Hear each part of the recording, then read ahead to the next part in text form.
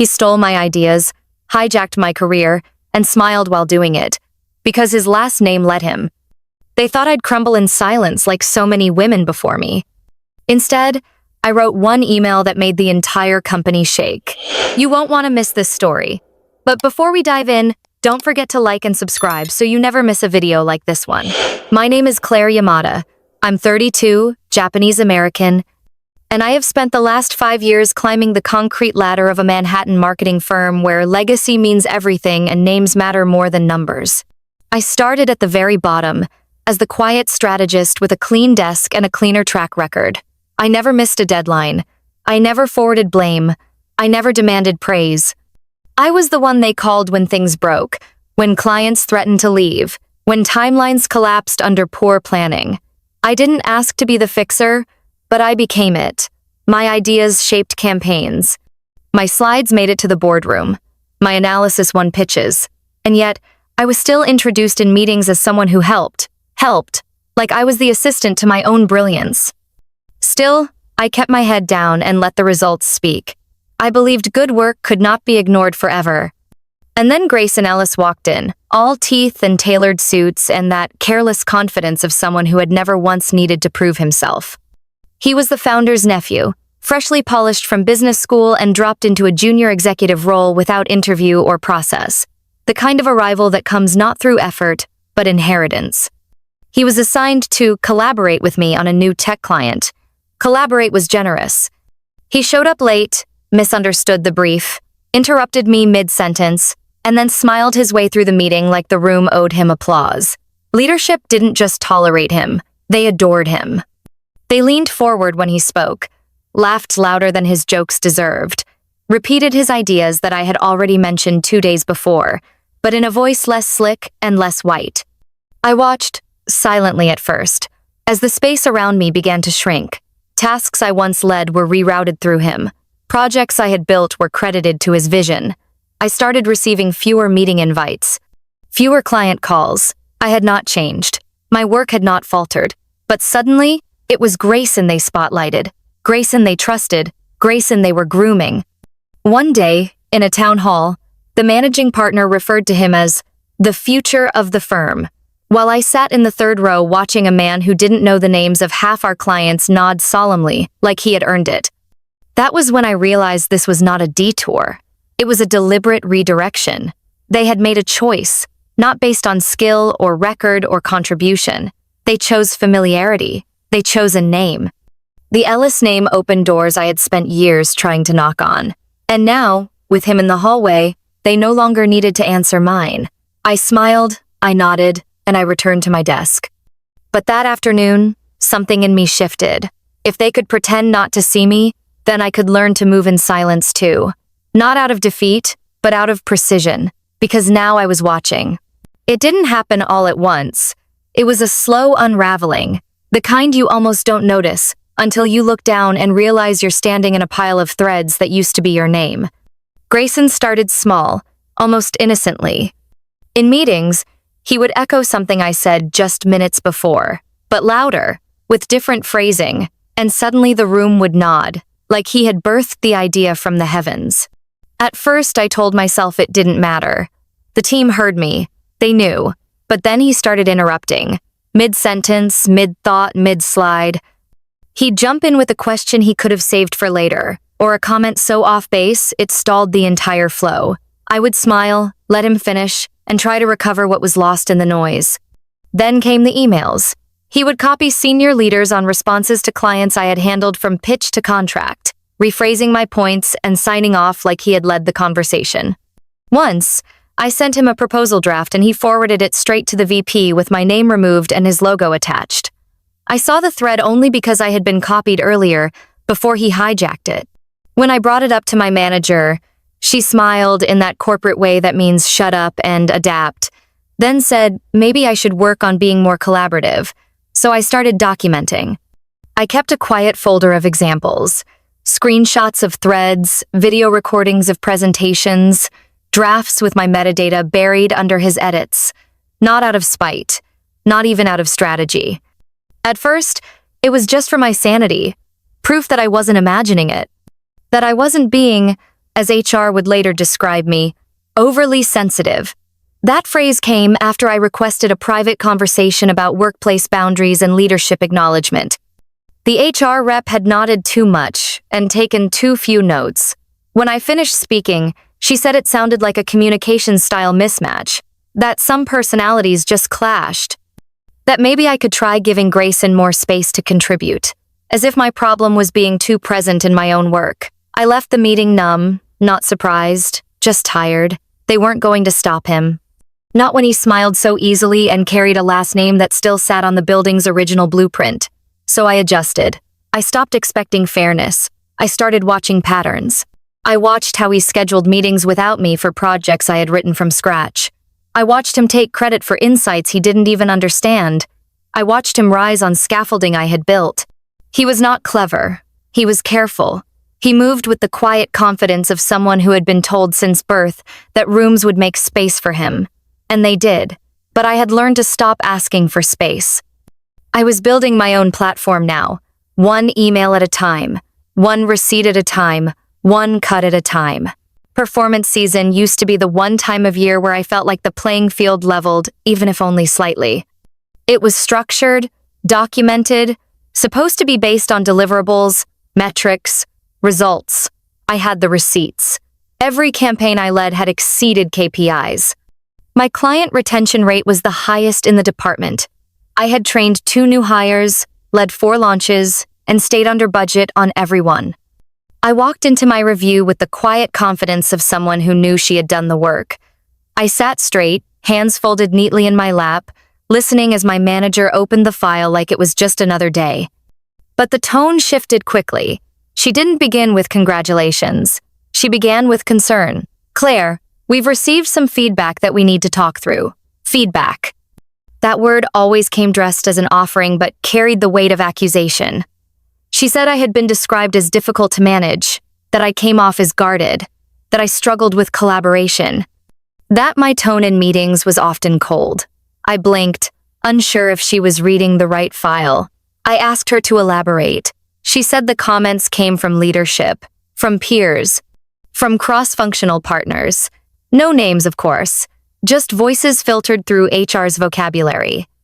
I sat there stunned, trying to line those words up with the work I had done, the hours I had given, the moments I had bent over backward to support people who never even learned how to spell my last name.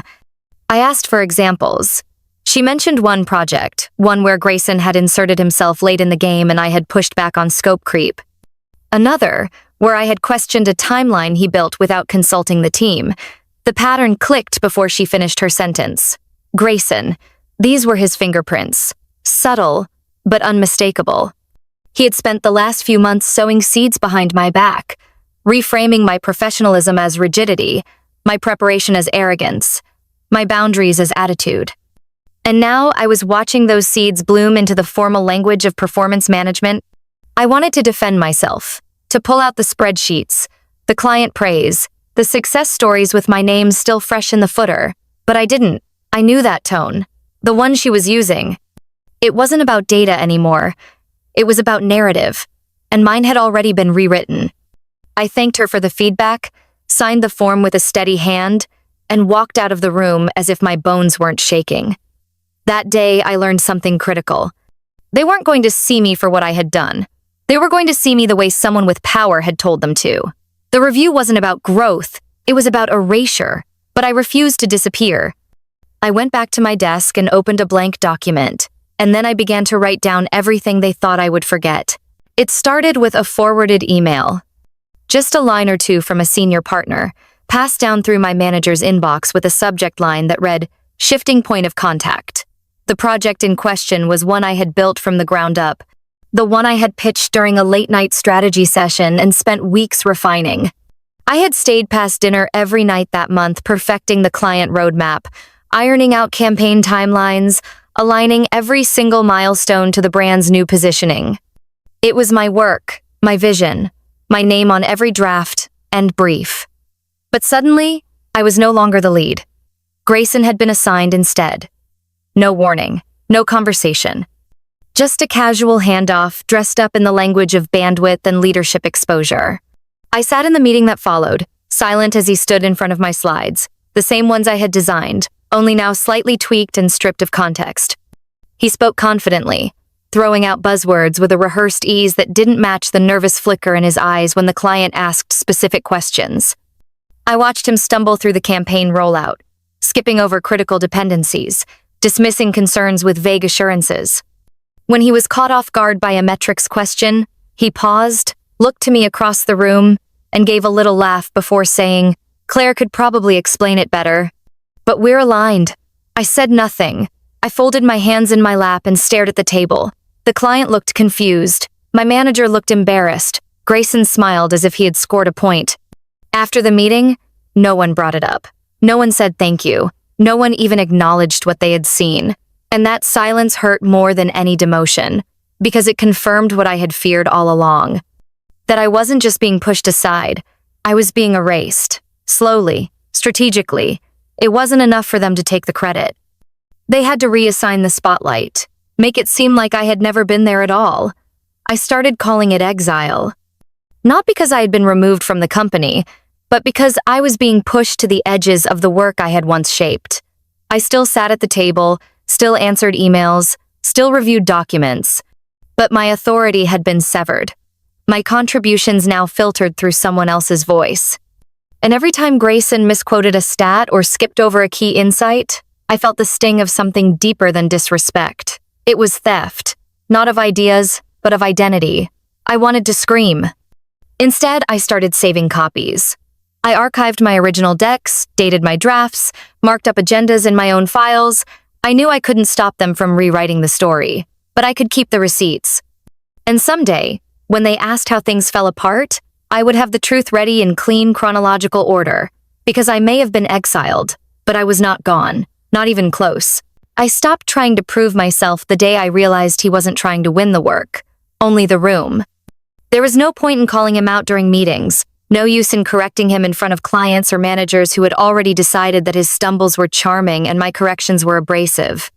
Every time I opened my mouth to defend a timeline he had shifted without notice, or to clarify a data point he had butchered in his presentation, I could feel the temperature in the room change. Not because I was wrong, but because I made things uncomfortable. And in places like this, comfort mattered more than truth. So I stopped explaining. I stopped arguing. I started listening more than I spoke, watching more than I engaged, and I started saving. I created a private archive on a drive no one else had access to. Every email where he changed deliverable language without my input, every Slack thread where I offered suggestions and he repeated them 3 lines later like they were his own, every calendar invite he mysteriously removed me from, followed by vague recaps that excluded the details I had already sent. I tracked revisions and version histories. I labeled screenshots by date and client. I downloaded recordings of Zoom calls that showed the microcuts he made, word by word, over time. The things that felt small in isolation became sharp when stacked together. It wasn't a case built from outrage. It was built from patterns. Clear, repetitive, undeniable patterns. I watched how he framed me as difficult in leadership meetings while casually asking me to review his proposals offline. I watched how he relied on my templates, reused my phrasing, took my outlines and presented them with his signature at the bottom. He did it so naturally, so often, that he started believing his own version. But I didn't correct him anymore. I just smiled and said, "Got it." I stopped reacting because I realized something that changed everything. His downfall would not come from my resistance. It would come from his own carelessness. From the trail of arrogance he left behind in plain sight. I just had to collect it, sort it, and be ready. Every time he slipped up, I logged it. Not because I needed to feel vindicated in the moment, but because I knew one day someone would ask what happened, and I would have the answer organized in folders, annotated and time-stamped. I wasn't documenting to punish. I was documenting to survive, and eventually to expose. I became the silent witness to his unraveling, the one person in the room who knew exactly how many strings were being pulled, and by whom. They saw him as effortless. I saw the effort behind every illusion. And the more invisible I became to him, the more clearly I could see the ending. Not because I was planning revenge, but because I was preparing for the moment the truth would finally speak louder than his charm. He stood at the head of the long glass conference table like he was born there, grinning beneath the soft glow of the pendant lights, a glass of wine in one hand and a fork in the other, as if the catered leadership lunch was his own personal celebration. Grayson was telling the room about the strategy deck that had saved the quarter, the pivot that came to him late one night, complete with buzzwords he could barely pronounce and a timeline he never followed. I sat 3 chairs down, quiet, nodding, chewing my food slowly so I wouldn't speak too soon or too harshly, but my phone was on the table beside my plate, recording. Not because I expected a confession, but because the way he recited my plan word for word, slide by slide, including the phrasing I used in a private draft, felt like watching a thief perform a monologue with stolen lines. He never once looked at me. He didn't have to. He assumed, as always, that I would smile through it. That I would let him take what was mine, again, and pretend not to notice. What he didn't know was that I had emailed that deck to myself 2 weeks before, annotated and time-stamped, with footnotes in the margins he never read but now quoted as if they were his own ideas. I let him talk. I let him pass around the credit like wine refills, letting everyone sip from something they believed he had poured himself. They clapped. They nodded. The VP said, "This kind of leadership is what sets us apart." I folded my napkin slowly, pressed it into my lap, and let the moment harden inside me like stone. That day was the turning point. Not because he lied. That was expected. Not because they believed him. That was the norm. But because I had proof. Undeniable, uncut, time-stamped proof. I had his voice, clear and confident, laying claim to work that I had built from scratch. Work that he had only seen after I stayed past midnight fixing the numbers and smoothing the narrative. The audio wasn't dramatic. It didn't need to be. It was ordinary, polished, flattering in the way liars often are when they forget the world is listening. I didn't send it. Not yet. Because power isn't just about possession. It's about timing. And for the first time in a long while, I held both. I walked out of that room feeling taller, not because they saw me, but because I finally saw the end of this game. I wasn't going to shout. I wasn't going to beg. I was going to wait. Because now, when they asked who built the deck, who ran the strategy, who saved the quarter, I wouldn't need to defend myself. I would let them hear it, in his own words. And when the time was right, I would let them listen. I showed up in a slate blue suit and a calm smile, holding a printed copy of the original event program where my name sat neatly between Grayson's and the moderator's blank-so. It was supposed to be a firm-hosted panel on innovation and leadership, and I had been invited weeks in advance, told I would speak about strategy and implementation. I rehearsed. I prepared. I sent my slides in on time, but when I checked in at the venue, the receptionist blinked at me with a strange pause, then handed me a new agenda. My name was gone. Completely. Grayson's wasn't. In fact, he was now the featured speaker, and behind him, as I took my seat in the second row, were my slides. Not revised, not paraphrased. My exact sequence, fonts, color palette, and phrasing. I stared at the screen with my heart thudding in my ears, but I did not leave. I did not cause a scene. I did what people like Grayson never expect women like me to do. I stayed. I took notes. I timed his pauses. I counted how many times he used first-person language to describe work I had done alone, in silence, on nights when he had already left the office. He told the room about our approach, about his decision to pivot the Q3 rollout, and I watched the audience nod along. People whispered about how well prepared he was, how natural he seemed on stage, and I sat there, breathing through the weight of it, letting the burn settle behind my eyes without letting it fall, because I wasn't surprised. Not anymore. I had learned that fake inclusion always starts with a smile and ends with a missing chair. That kind of theft is rarely loud. It is subtle, it is polished, it is practiced. And they count on you being too stunned to respond. But I wasn't stunned. I was documenting the new program, the order of the slides, the audio recording I had running in my purse, the polite applause that followed every misattributed idea. I watched Grayson take a bow at the end, saw the camera flash as he shook hands with the executives, and I realized something important. They weren't just choosing him over me. They were choosing comfort over truth, familiarity over merit. I smiled to myself then. Because once I stopped expecting fairness, I could start preparing for impact. They thought I was too quiet to matter, too agreeable to push back. But I was no longer interested in being part of a system that rewarded erasure. I left that auditorium with my head high, not because I had been included, but because I had finally seen the machinery up close, and now I knew exactly where to place the wrench. The email didn't feel like revenge. It felt like relief wrapped in professionalism. When the anonymous internal survey landed in everyone's inbox, framed in language about transparency, growth, and employee voice, I knew it was nothing but theater. But theater has an audience. And timing, when harnessed correctly, can be more powerful than rage. I had been collecting evidence for months. Time-stamped files, slide decks showing metadata, audio recordings from that leadership lunch, even screenshots of Grayson's internal posts where he used my phrases verbatim. I had emails where he asked me to jot down a quick draft of something he later submitted under his name, Slack messages that began with, "Can you just," followed by entire strategies. I waited until after lunch, when inboxes were quiet and attention was fractured, and I opened a new message. I didn't address it to anyone directly. I simply attached a PDF titled, "For Your Awareness." The body of the email read, "Submitted in response to today's culture initiative." Attached, documented patterns of internal misattribution, managerial bias, and brand misrepresentation. Source files available upon request. I blind copied HR Legal, the executive board, and 5 contacts outside the company who knew exactly what to do with stories like mine.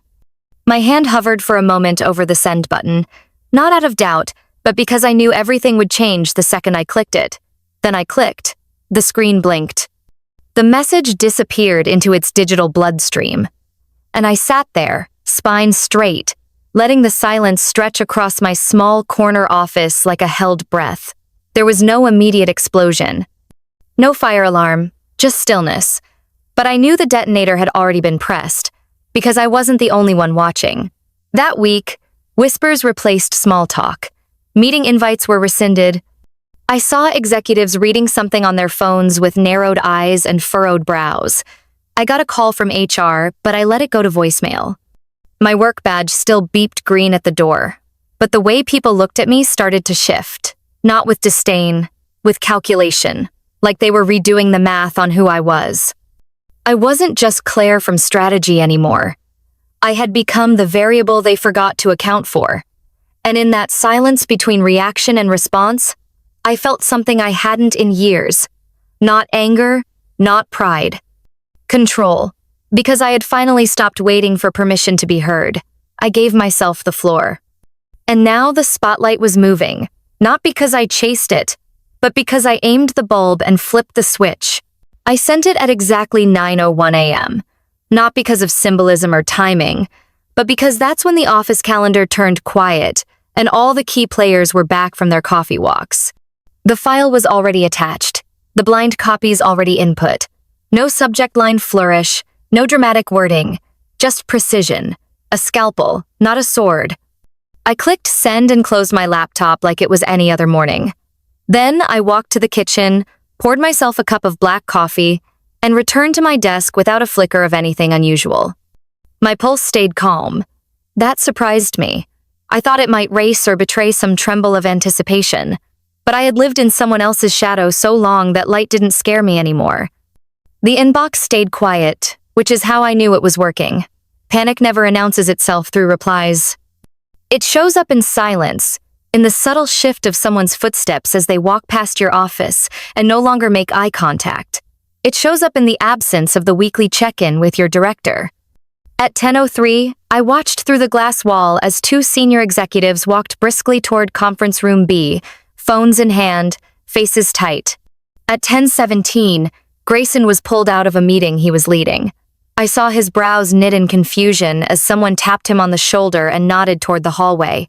He didn't come back. That entire floor seemed to tip slightly after that, like a ship adjusting to a new weight distribution. Calls stopped. Laughter vanished. I kept working. Drafted a rollout strategy for Q4, updated our timeline spreadsheet, answered 2 client messages. If anyone looked closely, They'd see I was sharper than usual, my replies tighter, my suggestions more deliberate. Because when the floor shifts, you show them you know how to walk on it. Around 11:45, a wave of notifications started lighting up monitors. Mandatory meetings, audit follow-ups, updated policy memos. A company-wide calendar hold at 3 p.m. marked leadership communication. I knew what it was. A corporate act of damage control dressed in language about transparency and internal review. I watched as people gathered at corners, whispering. Eyes flicked toward me, then away. But I didn't flinch. I let them wonder. Because the most powerful part of burning through glass is doing it without smoke. Grayson's name was no longer on the meeting docket for next week's Innovation Summit. I didn't celebrate. I just kept my hands steady on the keyboard. I didn't do this to be seen. I did this so no one else would ever have to disappear just to be heard. By noon, I was done pretending. I wasn't the girl holding the ladder anymore. I was the one pulling the blueprint off the wall and redrawing it in my name. For 3 days, I wasn't called into a single meeting. No one asked me a single question. I sat at my desk, eyes forward, inbox open, waiting. Not with dread, but with something closer to resolve. I had said everything I needed to say, not with noise or confrontation, but with receipts and precision. And while the firm moved like a hive disturbed, buzzing with audits and legal reviews and emergency board sessions, I did what I always did. I worked. But this time, my silence had weight. It didn't hover in the air nervously. It pressed. It cracked doors open that had been sealed shut. I noticed it first in the eyes of my coworkers. People who had never made more than polite nods in the hallway now looked at me like I had named something they had only dared to whisper in stairwells. Then came the trickle. A comment from the woman in finance about being passed over twice after training a junior hire who later got her role. A nod from someone in engineering who said he once watched his presentation be repackaged and given to another director's son. Quiet, cautious voices rising from the corners of the office, like smoke from long-covered embers. They didn't say my name, but they looked at me like they could now say their own. HR tried to hold the line. They issued surveys. They launched anonymous feedback forms. But it was too late for that. What I had sent had already confirmed what many had lived through in pieces. My email wasn't a bomb. It was a key. And once turned, it couldn't be undone. I heard from a former colleague who had left the company 2 years ago after her maternity leave replacement was made permanent. She had cried when she saw the story starting to spread, not because of vengeance, but because she had felt so alone in her dismissal. Grayson's name started disappearing from more than just panels. His mentorship program was paused, his onboarding responsibilities reassigned. The glossy articles he had ghostwritten using my insights were quietly taken down from the company blog. It was like watching someone unravel a lie, thread by thread. I knew there would be spin. PR teams drafted their statements. They used words like culture recalibration and leadership accountability. But behind the glass, the truth was louder. People were finally talking to each other, not just about what happened to me, but what had happened to them. I never had to shout. I never had to throw a fit. I just gave the firm a mirror, and when they finally looked, they couldn't unsee it. For the first time in years, the silence in the office felt like possibility, not suppression. And I sat in it like it belonged to me, because it did. Grayson was gone before the week ended. No all-staff farewell. No closing remarks. Just an internal memo tucked into an end-of-day email thread that read like a grocery list, succinct, sanitized, forgettable. Grayson Ellis will be transitioning out of the company effective immediately. We thank him for his contributions. That was it. A man who had coasted on legacy and charisma, who had reshaped the floor plan of power just by walking into the room, was now a blank space in the company directory. I watched the announcement land in inboxes with a silence more powerful than applause. Nobody dared say it, but they knew why. They knew how. When HR called me in later that day, they did not offer apologies. They offered numbers. A raise that would push me into a bracket where silence is expected. A new title that sounded impressive but came with no team and no autonomy. They looked at me like a liability in heels, someone to be appeased before I asked for too much. But I was not hungry for their crumbs. I didn't want to be patted on the head for surviving. I didn't want a throne built on ash. What I wanted was fireproof walls so no one would ever have to burn again. So I made one request. Not for a salary, not for a seat at their closed-door meetings. I asked for access to the internal survey data, to hiring practices, to feedback loops and exit interviews, and every blind spot they had conveniently ignored. I told them I wanted to be part of reshaping what they called culture, because I had lived the rot of it. They exchanged glances. I had made them nervous again. Not because I was angry, but because I was calm, because I did not want revenge. I wanted systems, and systems are harder to outmaneuver than rage. They said they would consider it. That they would need time. I nodded. I wasn't asking. I was warning. They had paid men like Grayson in trust and benefit of the doubt for years. Now they would pay women like me in access and reform. Walking out of that meeting, I felt the strangest thing. Lightness. Not victory. Not yet. But the first breath of a future where I didn't have to shrink myself just to fit through the door. I had said no to the hush money. No to the puppet promotion. No to anything that cost me my reflection. Because the truth was, I never wanted to be them. I wanted to make sure no one else had to beg for the dignity they should have been given from the start. That was my price. Not power, but purpose. Not silence, but change. And I intended to collect. 2 weeks later, I walked out of that building for the last time, but not like a woman defeated. I did not announce it with balloons or farewell lunches. There was no LinkedIn post full of hollow optimism or vague gratitude. Just a quiet goodbye to the version of myself who once believed loyalty alone could earn a seat at the table. I cleared my desk with the precision of someone who had been emotionally packing for months.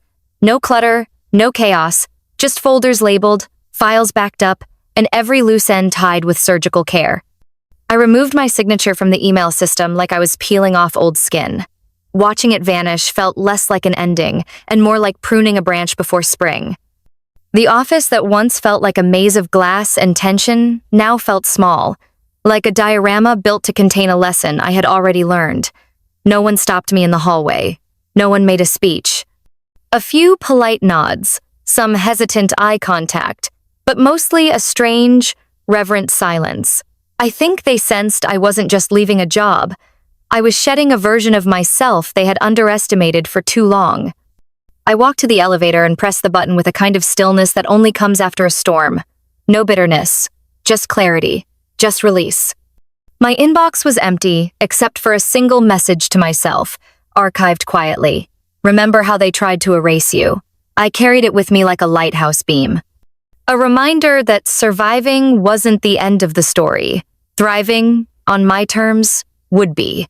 As the elevator doors closed, I didn't look back. Not at the frosted glass panels. Not at the logo I used to wear like a badge of honor. Not at the people who never really saw me until it was too late. The air outside felt different, lighter, as if the universe had been holding its breath and could finally exhale. I didn't have a new job lined up. I didn't have a 5-year plan or a mentor waiting on the other end. What I had was something stronger. A reputation forged in integrity. A trail of truth impossible to bury. And a voice sharpened by years of being silenced. I walked away not with revenge, but with resolve. Because power isn't always loud. Sometimes it's the absence of need. The refusal to stay where you are no longer growing. I had outgrown them. Their games, their ceiling, painted like sky. And in the quiet of my exit, they finally heard what they had tried for years to ignore. Not my footsteps, but my silence. Not my resignation, but my freedom. I didn't leave in shame. I left in fullness. Whole, untethered, and completely in command of whatever came next. Months passed like slow-moving clouds, and I stayed quiet. I watched the storm from a distance, not stirring the air, not feeding the fire. The first headline came from a small industry blog, a soft whisper in the chaos of corporate news, but it caught traction. Someone had leaked the internal investigation details, not me. I had said my piece and moved on, but someone else, maybe one of the silent ones who had once whispered thank you in the hallway without meeting my eyes, decided the truth deserved a larger audience. And suddenly, the firm's name was no longer synonymous with sleek branding and high-profile panels. It became a cautionary tale. A case study in how nepotism, misogyny, and quiet theft could fester behind glass walls until someone dared to name it. DEI panels that once featured Grayson and his performative charm pulled their sponsorships. Speaking engagements were rescinded. Clients who once signed contracts with flashy smiles now backed out quietly, citing misalignment with company values. No press releases, just silence and severed ties. Reputation is delicate, like sponge sugar, and once it cracks, it's impossible to mend without the fractures showing. And in the wake of that unraveling, something strange started happening. I began receiving messages, emails, LinkedIn requests, quiet knocks on the virtual door from companies I had once admired from afar. People who had watched from the sidelines, who had read the leaked files and seen the blueprint I built from my pain, were now inviting me to lead, not manage, not fix someone else's mess. Lead, create, build from scratch. We followed your story, one executive wrote, and we want that kind of integrity in our leadership. I did not reply right away. I read the offers and sat with them. I walked through my apartment with my phone face down, letting the silence of the rooms hold me like a decision not yet made. It was never about revenge. It was never about making headlines. I had left so I could be whole, not so I could be famous. And yet, I felt the shift, like the ground had tilted just slightly in my favor. Like the weight I had carried all those years was now currency in rooms where my voice had once been denied. I did not celebrate their downfall.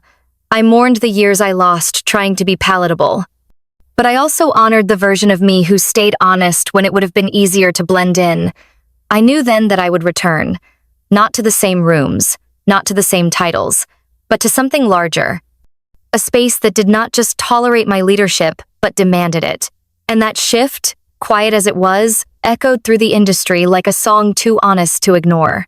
I joined the startup without fanfare, no press release or polished welcome post, just a quiet signature on a contract that felt more like a promise than a promotion.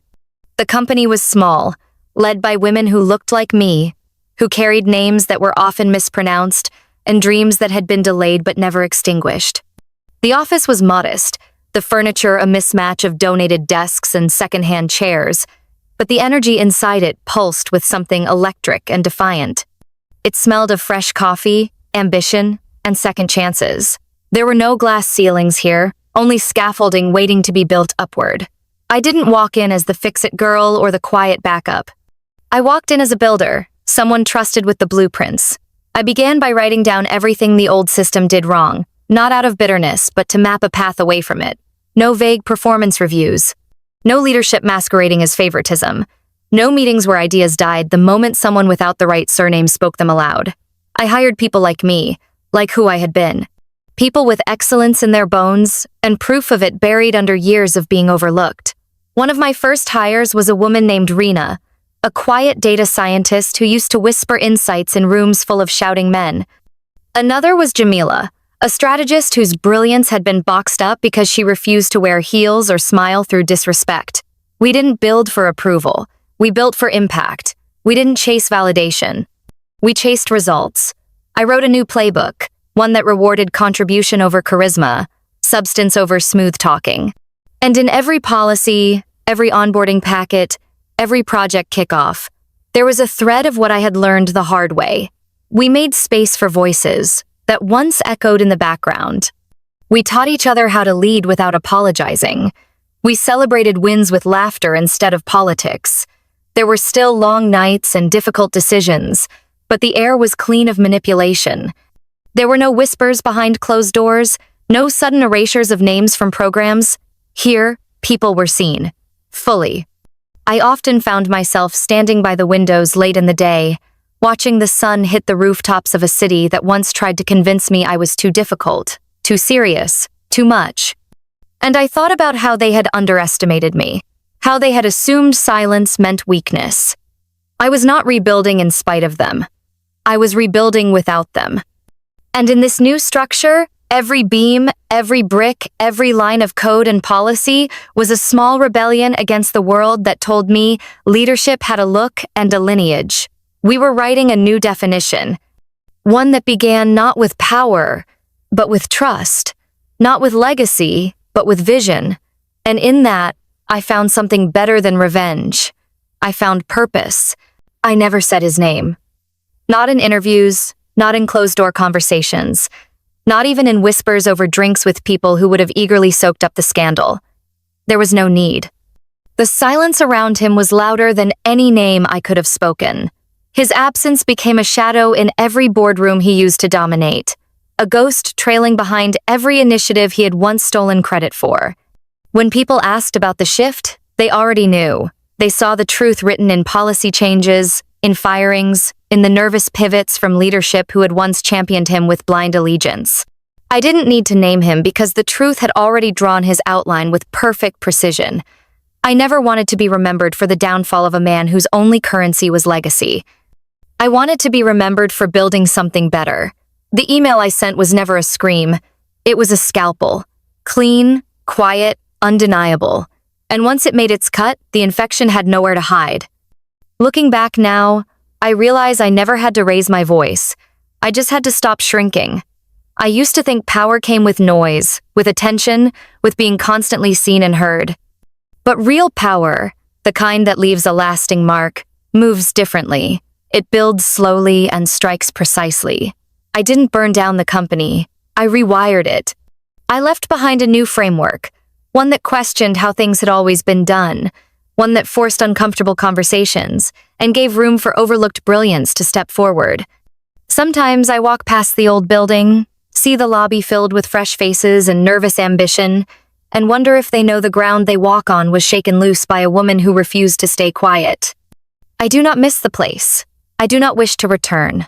I carry the experience like a stone in my pocket, heavy, real, useful when I need to remember what I survived, what I rebuilt from. They used to say I was too direct, too serious, not a good culture fit, but I wasn't built to fit. I was built to shape. I teach now. I speak when it matters. I mentor women like the one I used to be, tired, overlooked, but still burning quietly inside. I tell them, you don't have to destroy everything to win. You just have to stop protecting what is broken. You don't have to scream to be heard. Sometimes one email, written with clarity and truth, carries more thunder than 1,000 raised voices. And when they ask me if I regret not saying his name, I smile. Because I know that silence was not weakness. It was strategy. It was strength. And it was mine.